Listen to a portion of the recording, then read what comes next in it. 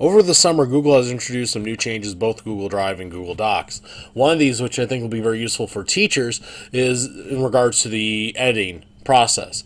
Before, if you want to see what changes were made by somebody, or if you're going to try to suggest a change to somebody, you either have to use a revision history by clicking up here, or if you're a teacher, you want to just tell a student, hey, maybe you should add that. Sometimes you'd do a comment on the side, or maybe you write in there with a different color font.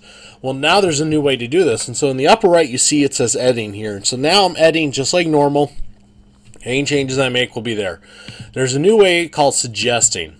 And so the way this works is you switch to suggesting, and then you highlight the area where you have a suggested edit. So I highlight, and then I just start typing. And you see it crossed out the previous text, and it's now putting in my new text there. And so I just write in my edit, and then that's it. So this is my document. I can see it from my side. I've shared this document with myself with a different account. And now you can see how it shows up somebody else.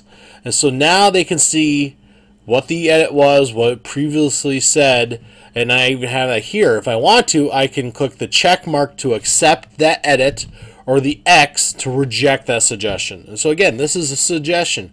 If you're a teacher trying to help a student write something out, this may be a great way you can give them some feedback about what changes they could make. And this is something that would easily show up as soon as this is made. I've been getting the email update saying, hey, this edit has been changed in your document.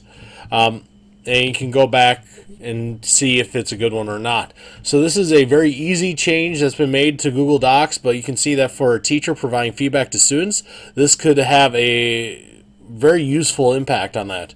And I can go right back to the editing mode, and you see that this still shows up here. And if I want to keep it, I click the check. If I want to get rid of it, go back to the old one, I just hit the X. So let's say I think this is a good thing we do. I click the check, and there you go. The edit is there. If I want to, I can always go back to the revision history and see what those changes were made and by whom. So this is just a slight little change to the editing features of Google Docs. Very useful in the classroom, definitely useful for group work or for teachers providing feedback to students.